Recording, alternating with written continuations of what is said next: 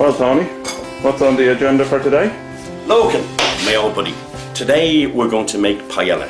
Now, Paella. Believe it or not, we have a little bit of sunshine outside, which is unusual for Ireland at this time of the year. It's August, mid-August, but we'll try. And we're actually going to cook outside. A little bit different. We're going to do the preparation here, and then we'll shoes off. Nice glass of San Miguel.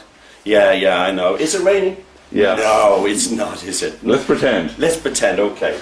Let's go through. Anyway, what's my shopping list? The shopping list. Because I've never made paella before. Look, I know you were going on to me when we finished filming last week. You said to me, "Oh, look, you know, people are going to go on about where you can get all this stuff and if you can get it all locally." Well, what I've done this time is I've gone to one shop to get most of this stuff, and I'll tell you, it's a local Super Value up the road from us, and so that way. Promising. Yeah, it is. Well, that way you know that you can get most everything there. The only thing that I didn't get is this stuff here, which is saffron, which I got in the International Food Store down in Mill Street in Balbriggan. Okay. And a little bit pricey, but it's something that you can keep. When you say pricey, what kind of money are you talking about? You're talking about for this, which is probably about 2 or 3 grams or something like that. I can't even see it out there, but it'll cost you around about €4. But it'll last for a long time. You only use a few little strands of it. Can you have a look? Can you see? Just hold it steady there now. Oh yeah, so it looks like tobacco. It does a little bit. Okay, now smell that. Very aromatic, isn't it? Okay. Yeah. It's a beautiful smell. Okay, now we'll only use a small amount of that, but it's used predominantly in Spanish and also in Arabic cooking as well. Okay, let's go through the ingredients, start at this end. This important part, we have chicken thighs. Could you use breast? It's easier, but it's more expensive. I have chorizo, which is the Spanish sausage, smoked. It's lovely flavour, and it's made of pork. I have here the seafood mix. Now, I bought this in Super Value. The only thing is that they didn't have any prawns in, so I had to buy some prawns separate. They would say that if the thing about it, do a nice seafood mix, get some prawns in it. I got great value for money with these though. Irish mussels, half price, $1.70 for these. Lots of mussels there. I love mussels. And they're already cooked. And they're already cooked, so we'll just throw those in near the end. The vegetables we're going to use is Lorcan's onion. 1 big size onion, some tomatoes. We'll sieve those or chop them up. We have some mange too. I have red and yellow pepper. I haven't used green because we got the green in the mange too. Got mushrooms, the lemons for garnish. Sieved or chopped tomato, which I'll use to give it a bit of colour. I'm not going to use stock in this. The rice is bomba rice, which is a Spanish paella rice. You can, if you want. Bomba rice? Bomba, B-O-M-B-A, bomba rice, okay? Now, where do you get that? Well, it's hard to get, so I've used risotto rice, which I found in our local Super Value.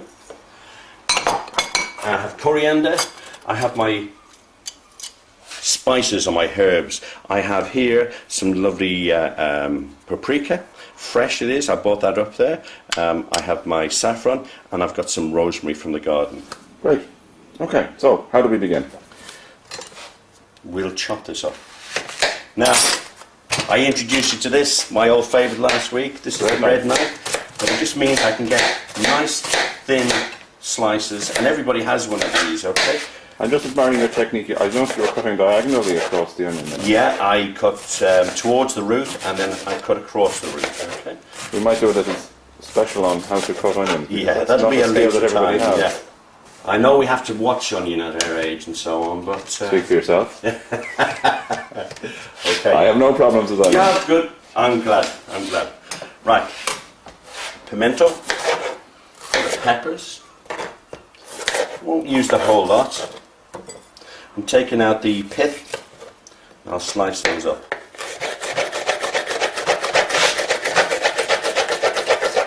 Now that is a chef's technique. Okay, let me just show you very quickly. Yes, it's toe to heel or heel to toe, and the toe never leaves the chopping board, but you have to keep your eye on the knife at all times, otherwise you might cut your fingers off, okay? And never try this at home because it is dangerous.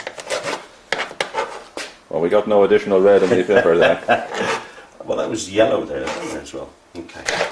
It's years of practice. The reason why I'm doing the vegetables first is because once we put the meat on there, the chopping board becomes contaminated, and we'll certainly have to clean it. Okay. Mushrooms, you can slice them, you can quarter them, do whatever. Don't leave them whole though, otherwise they're just like sponges. Right, that's the mushrooms done, and these are the mange too. And I'm just going to cut them roughly so they're not too big. Stick them in there. So far, this is just very like a vegetable stir fry. Well, it is. It's a Spanish vegetable stir fry, let's say. What I like about this dish, it reminds me of pleasant times, sitting in the sun with neighbours, good friends, enjoying a lovely bit of food, great conversation, and a glass of wine. And the sun has started to shine outside, by the way. It's You've planned this very well, Tony. I have to compliment you. Do you know, I'm just going to... Even arranged the weather. Yeah. I'm just going to be a little bit cheeky now, and I'm just going to sieve the garlic on top of the vegetables. It makes it easier because we're going to go outside and cook this. Now, I'm going to use some sieved tomato. Sieved tomato? Yes, sieved tomato. And the reason I'm showing this, because I'm going to show you another dish that, again, I really enjoy about Spain. And this is a breakfast dish, this is. You can see I'm using the fine part of the yellow cheese grater. I sieved 2 tomatoes there. Now, what I would do is I'm going to use this as it is in the paella. But for today, just to show you a little something extra, and I want you to taste this as well. Some olive oil we're putting in here, and a bit of salt. Right, can you see? This is lovely on your toast first thing in the morning. Now, for the paella, you don't need to add the olive oil, you don't need to add the salt, but I want you to taste this.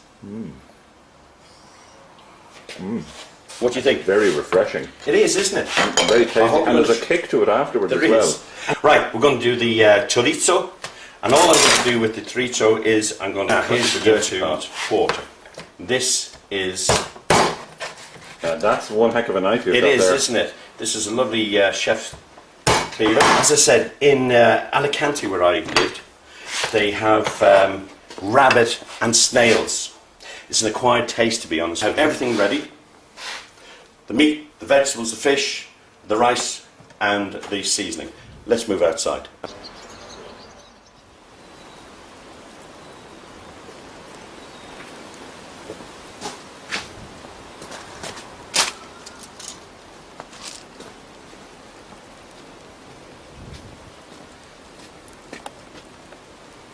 Okay, Tony, we've got our barbecue heated up.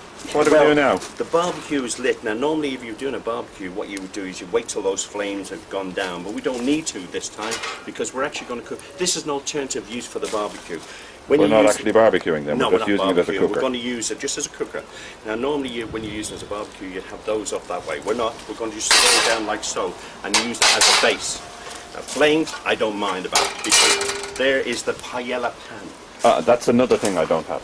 You don't? It's a, look, I'm sure I'm the only one in the country without a paella pan. it's a cheap and cheerful pan that I bought. I can use an ordinary. You can use an ordinary pan if you want, alright? The reason why I've done it this size is it's lovely and big, and you want, when you're cooking rice, you want it as flat as possible. So you can see me, can you see me? As flat as possible, so the rice cooks nice and even. Right, the first thing I'm going to do is add the chicken. It is. Now all I'm doing here with the chicken is I'm browning it, I'm creating flavour. I'm not going to use a stock in this, I'm just going to use water, so I want to get as much flavour in here as I possibly can. By cooking it and browning it off, you're releasing the natural sugars that are in the meat and that will give it a flavour. There you go again, one of those chef's expressions, browning it off. Browning it off, okay. Okay. Next is the seafood that goes in.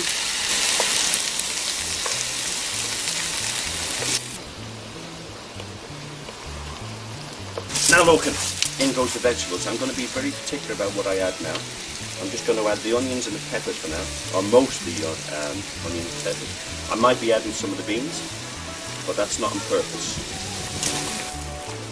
So how long did we give the onions and peppers? We give those around about 2-3 minutes to cook, and I'm going to add the rest of the vegetables now. It is a bit smoky, I have to admit. But it all adds to the atmosphere. It is, isn't it? Literally. Right, it's at this point I add the rice. And I'm going to mix all that in.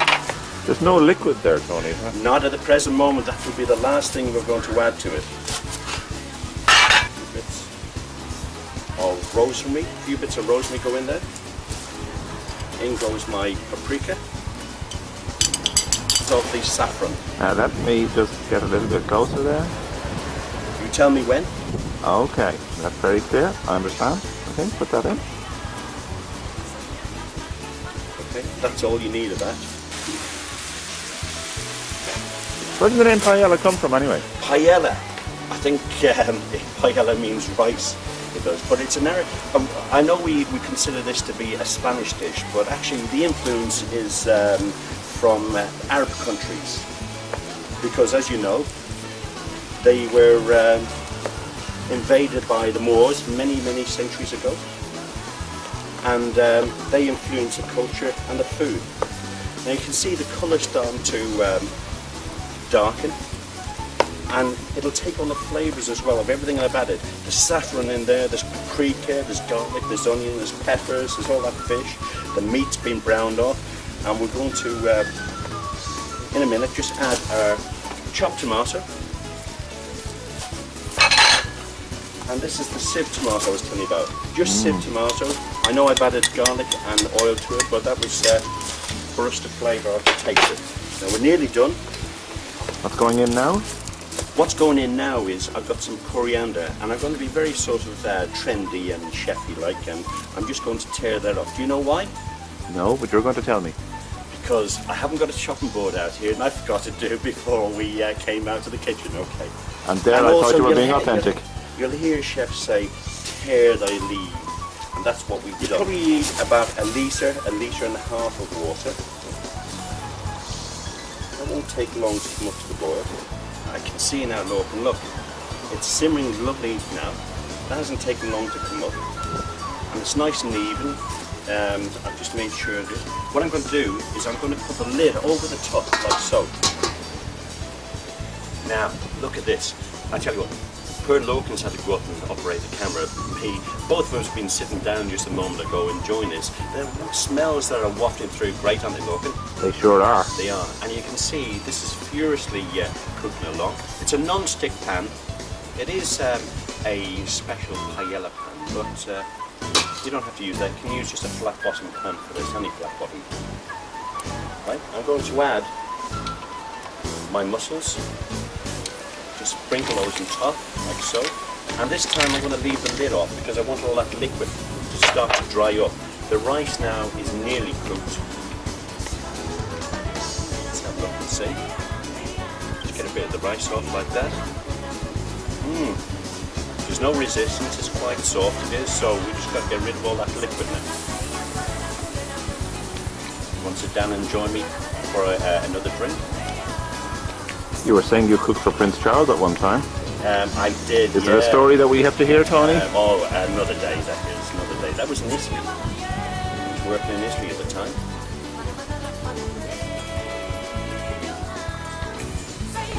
Did he eat paella? Did he?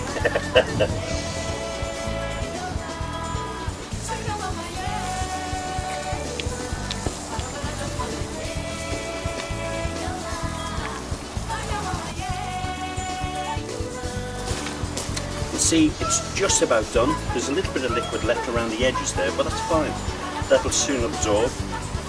And what I'm going to do is I'm going to transfer this to the table. Okay, come on. It's about time we sat down before this rain comes. The perfect accompaniment. There we go. That's yours, Logan. This is mine. You know, I thoroughly enjoy that. And the weather's just held out. I think it's going to rain in the next half an hour. So what are we going to do next week? What are we going to do next week? I'd like to do something a little bit different. I've got some friends coming around. I'd like to cook them something a little bit exotic. Paella might be nice, but something even more exotic maybe. We'll do something that's right off the wall next week. I was speaking to that fella at International Stores down at Mill Street in Balbrick, and he said he was Eritrean. So listen, I've never come across any food from that area. Why don't we do that next week? So you've never cooked Eritrean? Never cooked Eritrean food? We'll have a go. That'll be a nice learning experience for both of us. Do a couple of dishes from that. Great. Look forward to that. Okay. Thanks, Tony. Cheers. Bye. Bye.